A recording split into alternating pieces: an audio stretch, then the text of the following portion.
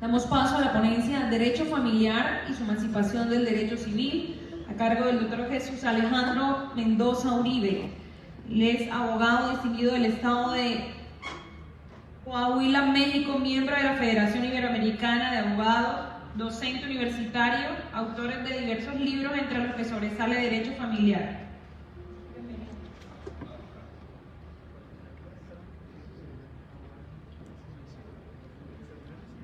Muchas gracias, agradezco enormemente la invitación a este maravilloso evento académico del doctor Jorge Luis Matos, a la Universidad de Santander y a las diversas universidades que son anfitrionas de este evento.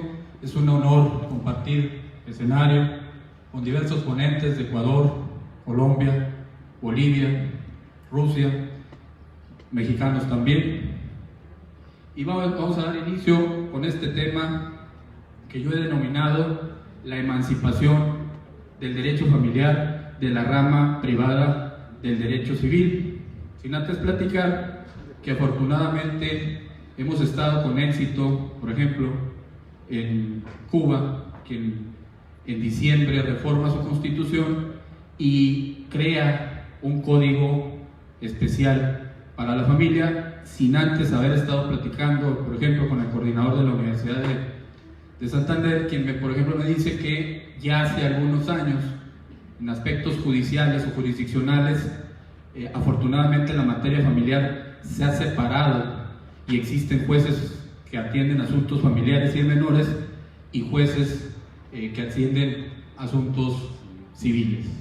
Mi intención de la plática es convencer y tratar de justificar el por qué el derecho familiar debe ser una rama autónoma del derecho civil. El objeto particular del estudio que realizo a nivel de tesis doctoral y que tuve la fortuna de que la editorial Porrúa lo plasmara en un libro de derecho familiar, en el que en el último capítulo hago un resumen de la tesis doctoral que ahora se expone, y que no sin antes en los capítulos previos al libro que tengo la fortuna ver ahí se está vendiendo afuera, marca una necesidad de la autonomía legislativa de la materia. Pero yo señalo un aspecto: no es un capricho de cercenar o arrancar el capítulo que dentro de muchos siglos y años, porque traemos el arraigo del Código Civil de Napoleón, que es el primero, el francés, el de 1804, que está arraigado en países colonizados como México y Colombia, por ejemplo, y mismo Cuba, por los españoles, y traemos ese arraigo y por ende esa incorporación o esa adhesión dentro del Código Civil de la materia familiar. Yo les platico que, obviamente, como lo sabemos, Francia, en su momento con la influencia de los romanos, arraiga el derecho romano, porque nosotros sabemos que el derecho civil tiene mucho arraigo del derecho romano, y propiamente en ese sentido se queda incorporada la materia familiar, pero en sus inicios la materia civil contemplaba dentro de los contratos, por ejemplo, un contrato que los romanos le llamaban contrato operarius locatus, que no era más que lo que ahora se conoce en la división tripartita del derecho como el derecho laboral. Incluso quienes litigan el derecho agrario, y yo lo he litigado también, no me dejarán mentir que muchas de las cuestiones que se litigan en materia civil son idénticas a las que se plasman en el derecho agrario, de forma tal que esas dos ramas del derecho social, el derecho agrario y laboral, se conoce, fueron extraídas o también se emanciparon hace algunas décadas de la legislación civil. ¿Por qué considero que existe una necesidad de una autonomía o una independencia del derecho familiar? Señores, veo en lo que he investigado del país de Colombia y así de muchos países la resistencia de un derecho tradicional, o mejor dicho, ¿cómo les diremos? Que se resiste a ver un mundo o una sociedad contemporánea y un nuevo tipo de familia. Anteriormente la familia más común era la familia nuclear, que se integraba por papá, mamá e hijos, pero ahora vemos un sinfín de números de tipos de familia que algunos países y algunos estados han mantenido dentro de la legislación civil, pero sin esa actualización de la nueva familia. Por ejemplo, en muchos países se ha implementado el divorcio incausado, sin expresión de causa. Aquí en Colombia sigue existiendo la necesidad de acreditar una causal o de manejar la figura del divorcio necesario.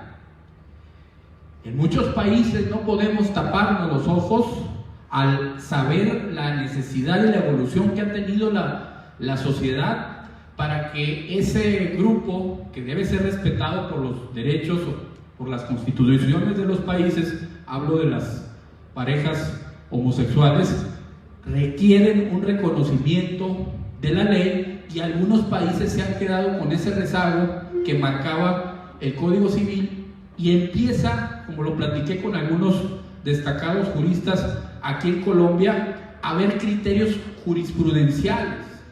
¿Pero qué está haciendo la jurisprudencia de las Cortes? Tapando los vacíos y las lagunas y los huecos de la ley. Y no solo eso, bueno, se dio la pauta a una unión civil, o a lo que yo en mi libro llamo, o mal llamo, critico más bien la denominación que le dan al matrimonio igualitario por su conceptualización. No lo critico propiamente porque no se tenga el derecho de las personas del mismo sexo a unirse, sino porque precisamente a través de los diversos códigos civiles, francés de 1804, a las cuestiones del derecho canónico, a las cuestiones del derecho romano y a los diversos ordenamientos, siempre se habló que el matrimonio era la unión de hombre y mujer con fines primordiales de la perpetuación de la especie. Y ahora considero que no es del todo correcto, en cuestión conceptual, que a la unión de personas del mismo sexo se le dé esa misma denominación, pero aplaudo que las legislaciones se preocupen por ese tipo de uniones y les reconozcan los derechos, puesto que hablamos de una universalidad de los derechos humanos, y las preferencias sexuales se deben de respetar. Y entre otros temas, la adopción de los menores para este tipo de parejas, el derecho que ha surgido en algunos países para que las personas o parejas coexistentes, aquí no sé cómo le llaman a las amantes, ¿se le llama amantes? Amantes, puedan demandar una pensión alimenticia, que esto se ha legislado ya en algunos países. Figuras como la alienación parental, que es la problemática que se da cuando existe un divorcio o una separación de las parejas, y que una de las parejas empieza a influir negativamente, psicológicamente, en el menor para que empiece a existir un rechazo. Todo ese tipo de cuestiones, la figura de la autonomía progresiva en la capacidad, que ya no se ve como se veía en el derecho civil tradicional, que se requería la mayoría de edad para que la persona pudiera ejercer sus actos jurídicos. Existen tendencias modernas de que habría que ver el estado de interdicción de la persona o la minoría para ver qué tan apto es esa persona, atendiendo un principio denominado autonomía progresiva, para poder participar por sí mismo en actos jurídicos y que no lo represente el tutor. Es decir, señalo yo la necesidad de una sociedad contemporánea o una familia moderna con nuevas necesidades que ya no satisface el ordenamiento que en materia familiar se encuentra inmerso en el Código Civil. Y yo los felicito porque creo que hay un avance en el país. Al parecer me platicaban por ahí que, si bien es cierto el derecho familiar no se ha emancipado, no se ha adquirido su autonomía, sí existe, y aquí pregunto al auditorio, que los felicito, a mi amigo Jorge Luis Matos, un auditorio vasto, sí existe una ley de menores y adolescentes, creo, ¿no? Que no sé, y mi pregunta al auditorio, por lo que entiendo, ¿tiene un enfoque más penal que familiar? ¿O es de las dos? Sí, maestro. Buenas tardes, maestro. Gracias. Soy juez de infancia y adolescencia y existe normatividad especial penal para infancia y adolescencia. Ah, es penal. Existe código netamente del menor. Ya. Aparte que existe netamente alimentos y lo que es familia. Ah, también. Exactamente, por aparte. Los felicito. O sea, una legislación para menor adolescente infractor en materia penal y una legislación de menores para su atención en aspectos familiares como lo son alimentos, custodia, convivencias, patria potestad y todo este tipo de cuestiones. Bueno, es un avance y es un ejemplo de la necesidad de una legislación autónoma de lo civil.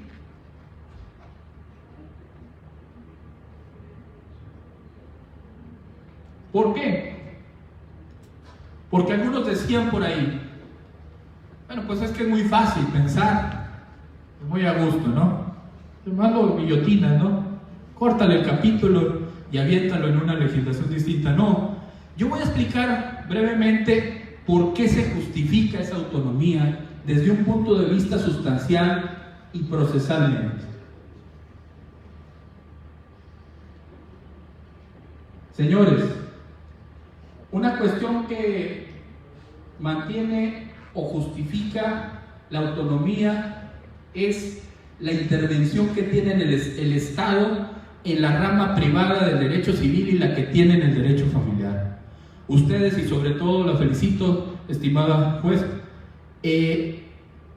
nos damos cuenta que en estas materias de menores, de incapaces, de familia, la intervención del Estado es activa. ¿Están de acuerdo con eso? Y ese es un primer aspecto que a mi consideración hace o justifica que no cabe un ordenamiento y otro juntos.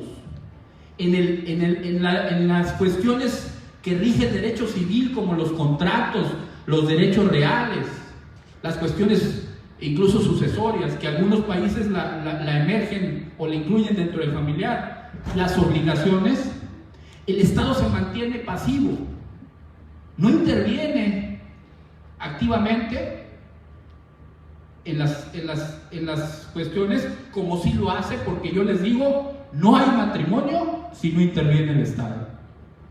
Es un contrato, y yo digo mal llamado contrato, diría más bien, como lo dicen algunos grandes juristas, un acto poder estatal, donde si no está el oficial del registro civil, el acto jurídico es inexistente.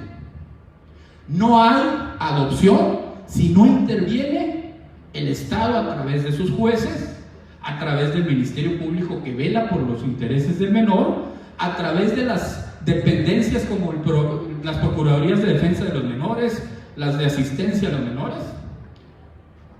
Y así, si me voy enumerando institución por institución del derecho familiar, siempre vemos la actitud soberana del Estado.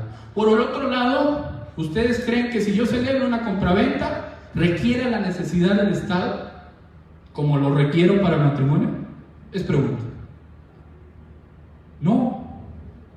Esos son actos jurídicos más de derecho privado, y el derecho familiar resulta ser una cuestión que tiende más apegada a las cuestiones públicas. De ahí que incluso algunos autores, como Gutiérrez y González en México, Antonio Sicco en Italia, hagan un énfasis en la división tripartita del derecho, cuando nos vamos a remontar, y aquí hay alumnos de primero y de segundo semestre, a las clases de introducción al estudio del derecho, donde se dividía el derecho en público, privado y social. Una rama reciente. Y entonces nosotros consideramos que el derecho familiar está mal ubicado, inmerso dentro del civil, porque tiende a estar más cerca de lo público que de lo privado. Y quizá algunos digan, bueno, nada más que los que intervienen no son entes públicos. No, pero sí está el Estado siempre inmerso y procurando su vigilia. Señores, en sus procesos siempre tienen que tener presente al Ministerio Público. ¿Es correcto o no? Yo le pregunto, ¿habrá por aquí alguien que maneje civil? ¿Requiere en un proceso civil estar en todo momento acompañando al Ministerio Público? No. Se deja más a la voluntad de los particulares ese proceso. Otra cuestión, jurisdiccionalmente, aquí nos da la razón las estimadas jueces. Se requiere personas especializadas en la materia familiar. Y por eso muchos países han dejado que un juez civil deje de ver civil, familiar, menores e incluso hasta asuntos mercantiles. Y ha sido un éxito en los países y en los estados en donde los jueces únicamente ven asuntos en materia familiar. E incluso les platico, su servidor que litigo, particularmente por ejemplo en la Ciudad de México, que es una ciudad con una población enorme, todavía la especialización va más allá. ¿Qué creen que pasa en la Ciudad de México? ¿Han litigado familiar en la Ciudad de México? A lo que me refiero de la especialización de la especialización. Señores, hay un juez para adopción y conoce puras adopciones. Hay un juez para encausado y conoce puras encausados. Hay un juez para oral familiar y conoce puro oral familiar. Hay uno para custodia, hay uno para patria potestad, hay uno para alimentos. Y claro, a lo mejor dicen los jueces, híjole, ya me aburro porque es puro alimento. Bueno, pero requiero yo como gobernado que estés sumamente especializado en el tema en el que me estás juzgando. De ahí que se justifica jurisdiccionalmente, y algunos países nos dan la razón porque se han separado el derecho familiar del civil. Otra justificación, el criterio legislativo. Países socialistas como Rusia, Alemania democrática y algunos otros con éxito en Europa han separado el derecho familiar del civil.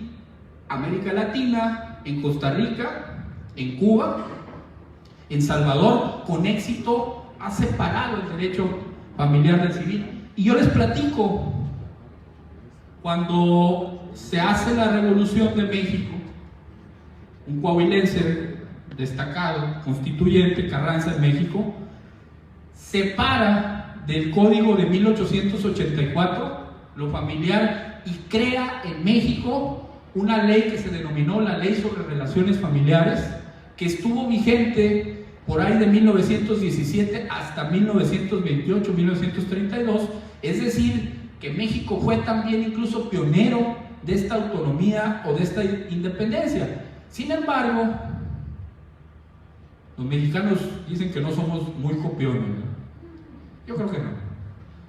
Vuelve a crearse un nuevo código en 1928 que entró en vigor en 1932 y se vuelve a incorporar la rama familiar al Código Civil en México. Pero yo he trabajado en Coahuila, he trabajado en Baja California y algunos estados como Hidalgo, como Zacatecas y algunos otros en el Estado de México tienen ya con éxito separada una legislación procesal y sustancial en materia familiar, y lo han hecho con mucho éxito.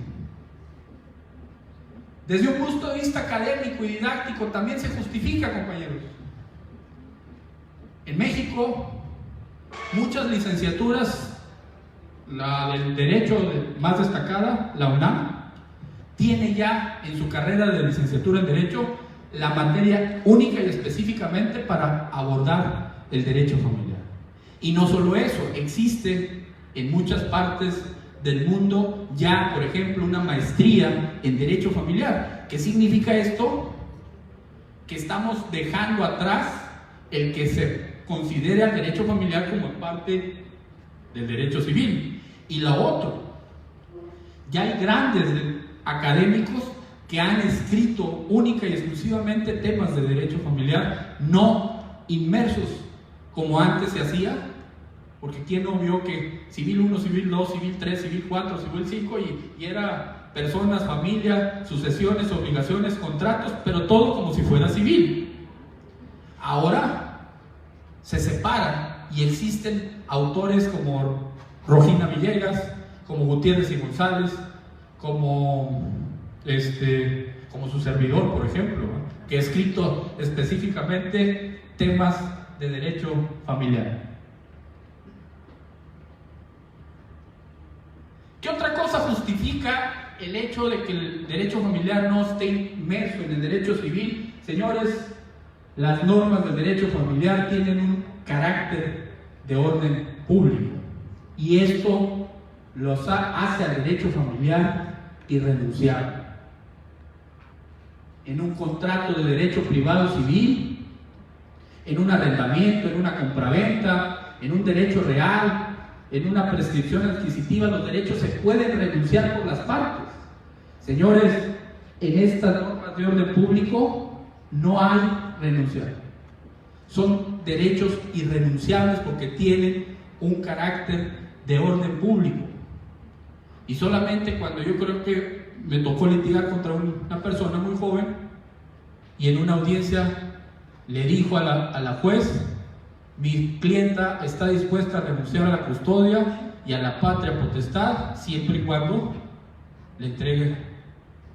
Pues no sé si me daba risa, me daba coraje. A la juez se le vinieron los ojos, se le pusieron en blanco. ¿Cómo se gradúan estos alumnos así? Creyó que el niño era un objeto del negocio, el pequeño abogado litigante. Señores, en materia familiar los derechos no son transigibles, no son renunciables, no prescriben. Todo esto que yo les digo sí pasa en el derecho civil. Los derechos que se encuentran inmersos en el derecho civil se pueden renunciar, se pueden transigir, se pueden convenir, se pueden transar, etc. Eso, a mi consideración, hace a la materia distinta.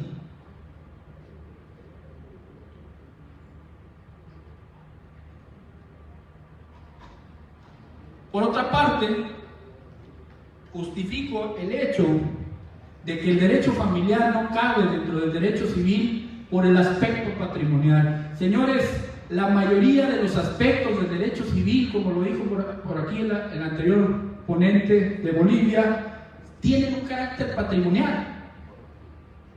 Los contratos, los derechos reales, los derechos personales se miden en dinero, tienen un aspecto patrimonial. Señores, la mayoría, me atrevo a decir que el 99% de los derechos familiares tienen un carácter no patrimonial. Y alguna vez me dijo un alumno: ¿está usted equivocado porque los alimentos tienen un carácter patrimonial? No, los alimentos no sirven para que el acreedor se acrecente su patrimonio, se reciben para satisfacer sus necesidades alimentarias propiamente.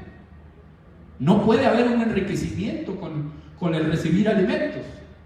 Es decir, que la patria potestad, el matrimonio, la adopción, los mismos alimentos no se pueden medir patrimonialmente, y todos los derechos civiles sí. De ahí que yo considero no es cercenar por cercenar, es que sustancialmente la materia no cabe dentro de una materia que es distinta a mi consideración sustancialmente. Y la otra problema que origina la emancipación o la autonomía del derecho familiar es un problema sociológico. Esto es lo más interesante, por lo que yo considero se debe de dar autonomía al derecho familiar del civil. ¿Qué regula el derecho familiar o de familia? El núcleo fundamental de la sociedad, la familia propiamente, un grupo inmutable. Mutable, discúlpenme. La familia no es un grupo inmutable. Y nos estamos dando cuenta. Ya no es esa familia compuesta por papá, mamá e hijos. Ahora ya hay familias recompuestas por los hijos de aquel y los hijos de este. o incluso por los hijos de esta y de esta, o de este y de este. Estamos viendo nuevos tipos de familia que tiene que regular el derecho familiar a ese grupo no inmutable, que va cambiando conforme cambia la sociedad y por ende tiene que cambiar el derecho de familia.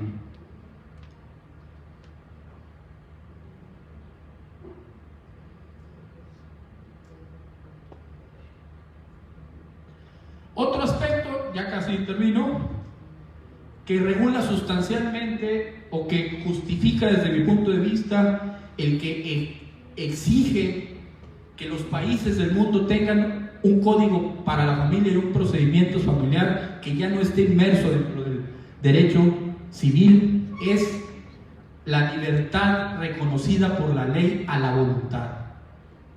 ¿A qué voy con esto? A que en el derecho civil, el derecho le da total libertad de autonomía a la voluntad de los particulares para que hagan y deshagan. Pueden renunciar a los intereses de un contrato, es más, pueden condonar la mitad de la deuda. Señores, esa libertad de la autonomía que existe en el derecho civil privado no existe en el derecho familiar. La autonomía está subeditada o supeditada al Estado. Por eso siempre está ahí velando el Ministerio Público para que no se renuncien a derechos.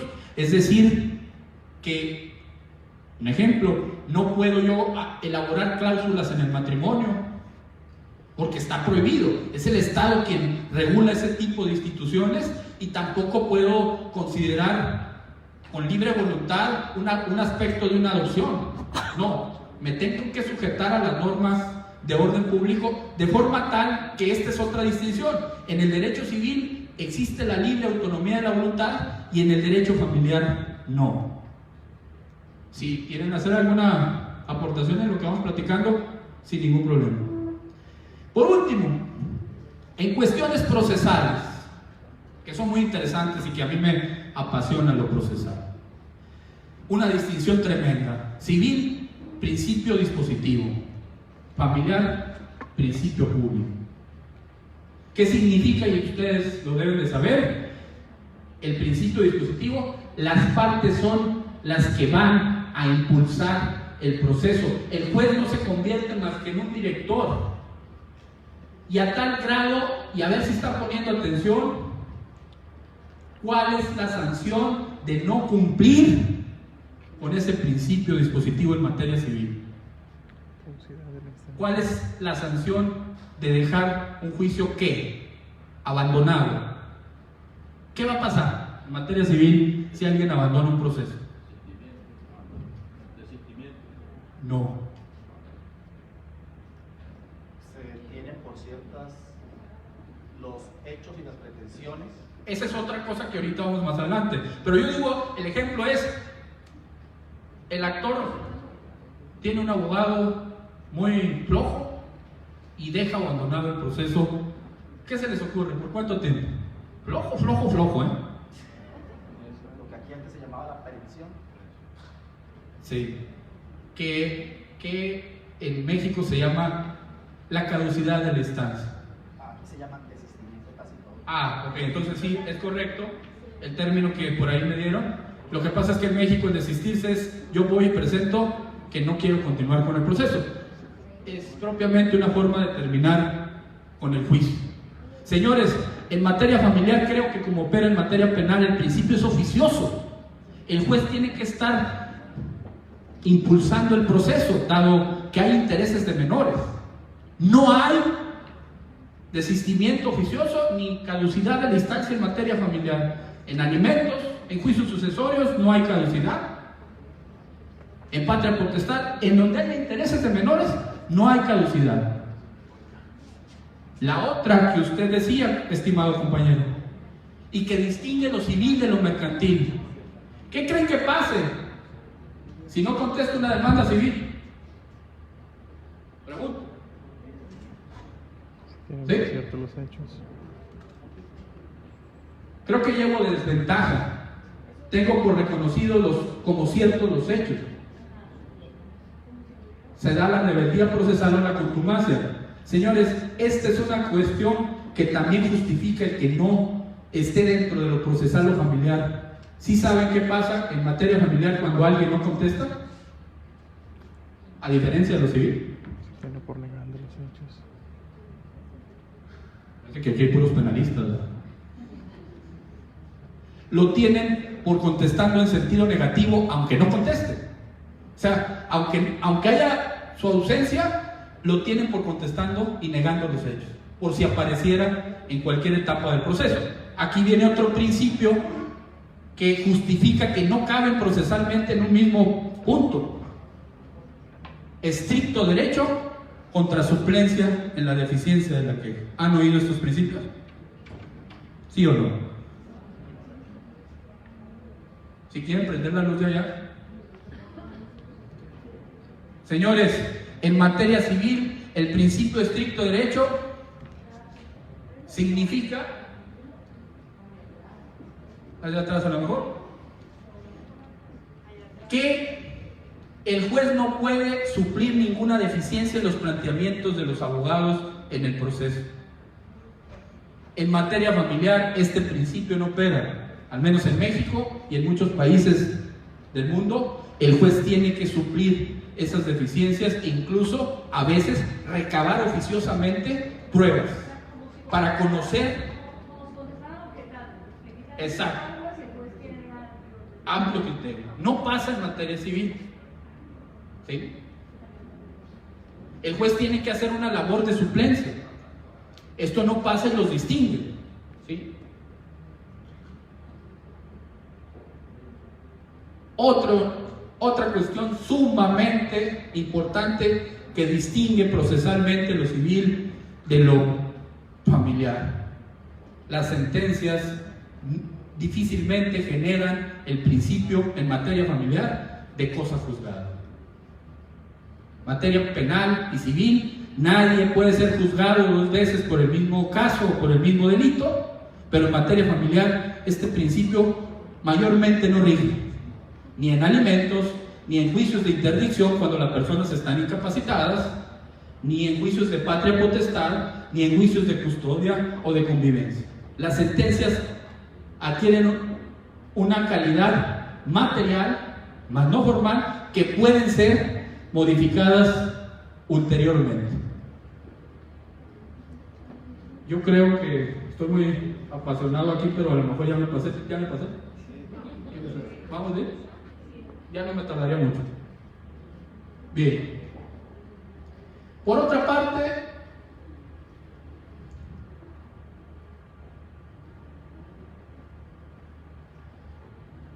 la voluntad privada, que es eficaz para constituir, modificar y transmitir vínculos jurídicos en el derecho civil, no lo es en el derecho familiar. Nulo es el pacto de contraer solamente matrimonio religioso. Nulo es también el que pretenda modificar los atributos de la patria potestad o el que quiere renunciar a la patria potestad. Es un acto jurídico nulo porque no se pueden extinguir, no se pueden transmitir, no se pueden modificar como cualquier otro acto jurídico en materia civil privada. El reconocimiento de un hijo no es un negocio jurídico privado. ¿Sí? El desconocimiento de paternidad tampoco. Y para concluir, la adquisición y la pérdida de los derechos en materia civil es distinta al derecho familiar. Existe aquí en Colombia, me imagino, en derecho civil la forma de adquirir un inmueble a través de la figura romana del usucapión, ¿no? Que se llama prescripción adquisitiva. Es decir, en derecho civil se pueden adquirir este tipo de derechos con el tiempo. Señores, los derechos familiares no se adquieren de esta forma. Ni tampoco existe la prescripción extintiva, como sí existe en el derecho civil, incluso en otros derechos. ¿Qué es esa prescripción extintiva que está muy vinculada al concepto de preclusión? La pérdida de un derecho por no ejercitarse en un tiempo. Señores, afortunadamente los alimentos son imprescriptibles y nuestra Corte en México le ha dado una determinación de por vida imprescriptibles. Es decir, que yo puedo tener 30 años y demandar los 21 que no me otorgaron alimentos. O demandar grande el reconocimiento de paternidad y al salir la sentencia que se hagan efectivos los alimentos que no me otorgaron. Como también imprescriptible es esa demanda de reconocimiento de paternidad. Pero vámonos a la acción reivindicatoria, a la acción de usucapión. Bueno, la reivindicatoria también tiene sus demoles en cuanto a la prescripción. Pero la mayoría de las acciones civiles prescriben en un tiempo. La mayoría de las acciones familiares no tienen esa prescripción extintiva, ni tampoco se pueden adquirir a través de prescripción adquisitiva. ¿Qué quiero concluir? Que en realidad, a mi consideración, los países y algunos estados internos dentro de los países, porque hay países no centralistas, sino se manejan bajo un sistema federal, y entonces le dan la potestad a cada estado de crear sus legislaciones de esta materia.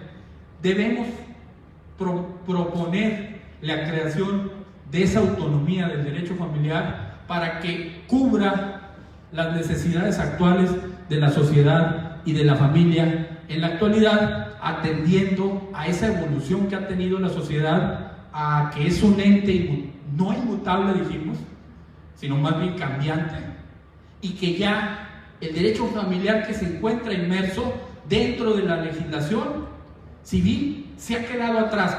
Y ustedes, la mayoría de Colombia, me van a dar la razón. ¿Cómo están manejando a veces cuestiones como el incausado o como cuestiones que no están reguladas en el código? ¿A dónde se tienen que ir? Alguien dijo por ahí, a la jurisprudencia. Lo correcto es que nos fuéramos a la norma.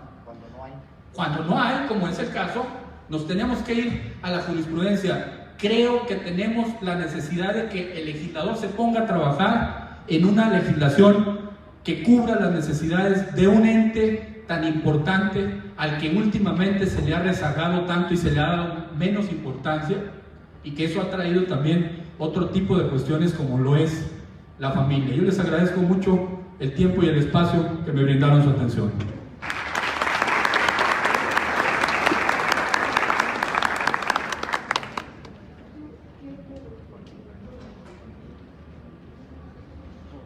Si tienen alguna pregunta, pregunta por acá, tanto.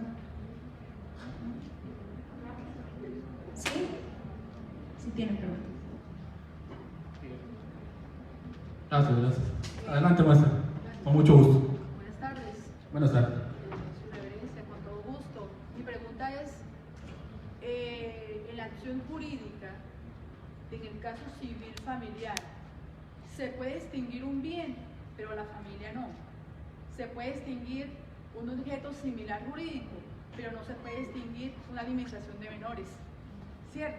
Pero aquí, en Colombia, la alimentación de menores llega hasta los 18 años, ¿cierto? Pero allá en otras tierras como México, Ecuador, etcétera, etcétera, no se extingue con el valor adecuado jurídico porque hay una norma de normas sobre normas. Definitivamente. ¿Cierto?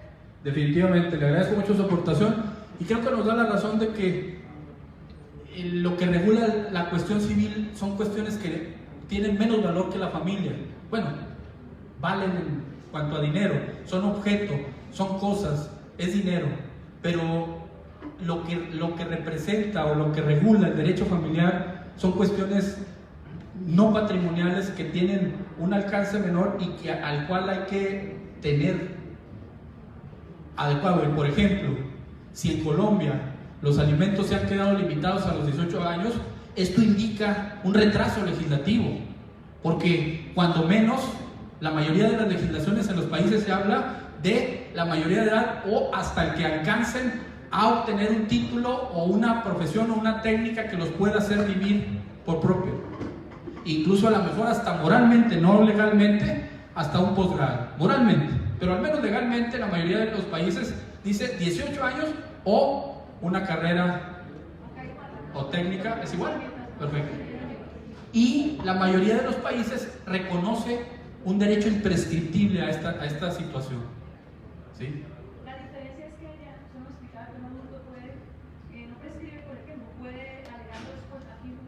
Allá la jurisprudencia fue del año pasado. Hasta el año pasado estábamos como ustedes, siendo los menores, valga la redundancia, podían demandar retroactivamente, teniendo 18 años para arriba, solo podían hacer los 3 últimos años, así estaba la legislación, y ahora con esta jurisprudencia se habla de una imprescriptibilidad absoluta en cuanto al tiempo. Sí, maestra. Un comentario relacionado en cierto modo con mi ponencia, porque yo estaba escuchando y pienso, Dios mío, no han cambiado cosas desde hace 3000 años. Porque, por ejemplo, mira uno código de Lipitestad, código de Urnamur, y allá que dice. Ahí, por ejemplo, como se sabe, en Antiguo Oriente se hacía diferencia entre los hijos de la primera esposa y desde los hijos de concubina o esclava. Por ejemplo, si la madre ha sido esclava, la mayoría de los propietarios que hacía pretendía liberarla lo antes posible, porque no había peor vergüenza para un hombre libre tener un hijo o una hija nacido en la esclavitud. Así que de una vez uno piensa, historias de las esclavas violadas por sus amos suelen más bien extraños. Más bien esclavas seducían a sus amos pensando en la libertad. ¿Qué hacer en tal caso? Había 2 salidas. O, según dice este mismo código, el padre procura aceite, ropas y grano a la madre hasta que el hijo sea capaz de mantenerla por sí solo, en caso si es varón. En caso si es mujer, la obligación del padre buscarle un marido adecuado en el futuro para que la sostiene. O podía haber otra solución. Según la ley, solo los hijos de la primera esposa, es decir, de la esposa legítima, tenían derecho a heredar de su padre. En este aspecto, digamos, el padre, si quería librarse de alimentos, simplemente podía, como decirle, autorizar a sus hijos secundarios acceso a sus bienes. Así que, como podemos ver, aquí había elección: o pagar alimentos en caso si es varón, buscar esposo en caso si es mujer, o simplemente autorizarle acceso a los bienes. Aquí solo había una pequeña cláusula: con el consentimiento de la primera esposa. En este caso, me parece que no nos hemos ido muy lejos del Antiguo Oriente si seguimos solucionando los mismos problemas. Gracias por su aportación. Yo la felicito, doctora Anastasia de Rusia. Su ponencia fue excelente, a mí me apasiona mucho la historia. Y yo le platico que efectivamente ha sido lento el avance histórico a veces del derecho. Y traemos un arraigo, como usted lo dijo, al menos nosotros, por quienes fuimos colonizados, de los romanos. E incluso tal fue el avance, por ejemplo, si lo recordamos en la misma historia del derecho romano, que por ejemplo el paterfamilias disponía de la vida del filus familias, del hijo, y lo podía azotar y lo podía matar en una reprimenda cuando se portara mal. Esto ya no pasa aquí. En la mayoría de los países esto se castiga con la pérdida de la patria potestad si llegas a esos excesos. Ha cambiado el derecho, incluso también, por ejemplo, estimada doctora, en la cuestión de la mujer. Desafortunadamente, y como usted lo señaló, no se castigaba igual, o no se encuadraba la conducta igual de un adúltero hombre que de una adúltera mujer en Roma, y lo trajimos arrastrando, y aquí en Colombia se arrastra porque todavía hay divorcio encausado en la que la causal no encuadra igual en el hombre que en la mujer. Esto es penoso, porque debe haber una igualdad entre hombre y mujer. Ha habido avances que han sido recientes y que es penoso, como usted lo señala. Simplemente, por ejemplo, en en ese derecho que nosotros venimos adoptando, la mujer estaba muy limitada propiamente en sus derechos. No podía contratar sin el consentimiento del hombre. No podía votar. En México la primera vez que votó creo que fue en 1956 o 59. Es aberrante lo que pasa y lo poco que hemos a veces avanzado en ese arraigo que traemos de ese derecho histórico, que en el caso de nosotros es muy arraigado al derecho romano y por ende al Código Civil. Sí, maestro. Pero disculpen que es muy apasionante la discusión, muy apasionante el tema. Yo quisiera observar que sí, lastimosamente todos somos herederos del derecho romano, donde es cierto, el pater familia lo mandaba todo. Es más, tenía derecho hasta a exponer a su hijo. Había en Roma un lugar llamado, imagínense, Columna Lactaria, donde por orden de pater familia se abandonaban los niños deseados. En Roma esto a veces era simplemente una venganza a la esposa. Ella tal vez me enteré de que me ha sido infiel, no puedo divorciarme de ella porque tendré problemas con devolución del dote o perder importantes contactos familiares, la voy a vengar así. Voy a exponerme al hijo dándole a entender, no estoy seguro si el niño es mío o no. Digo, lástima que no somos más bien herederos del derecho faraónico de los egipcios. En Egipto, como podemos ver, yo lo comenté, mujer era absolutamente igual al hombre en cuestiones de familia, de matrimonio, por ejemplo, en cuanto a la infidelidad, al adulterio. Ahí no se hacía diferencia, hombre o mujer. Adúltero, y si el otro esposo se niega a perdonarlo, pues que se vaya y deja parte de sus bienes familiares. En este caso, por ejemplo, si el divorcio era en Egipto por acuerdo mutuo, simplemente todos los bienes conjuntamente adquiridos en partes iguales, el marido se va con sus bienes que le pertenecían antes, que era soltero, y la mujer se lleva todo su dote. En caso del adúltero, no. Al adúltero lo podía dejar apenas, yo diría, con un mínimo.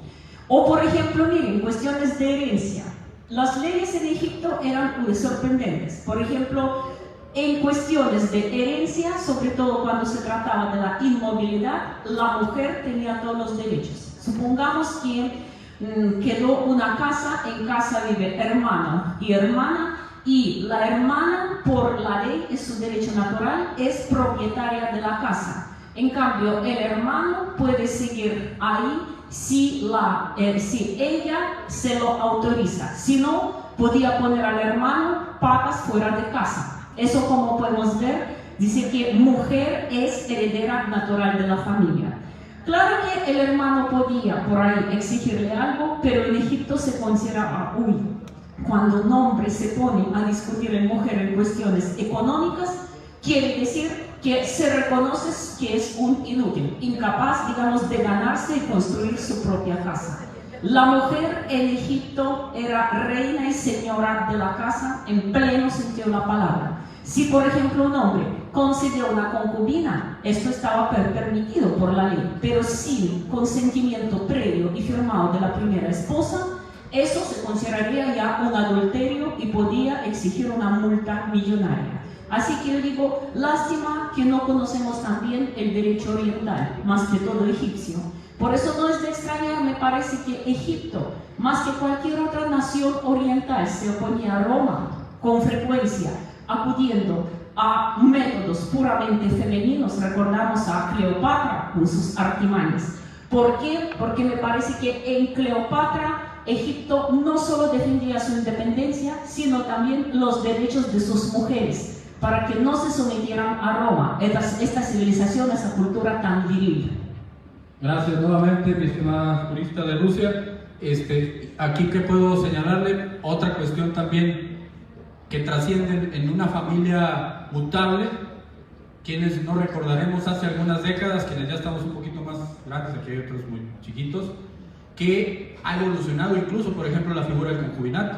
En derecho sucesorio, anteriormente estaba como en séptimo lugar preferente a la hora de una sucesión legítima o intestamentaria. Ahorita, en la mayoría de las legislaciones, la concubina se equipara a la esposa o esposo, o el concubino, en un derecho preferente a heredar en caso de sucesión legítima. Es decir, es muy interesante la evolución que se ha tenido históricamente de este tipo de derecho.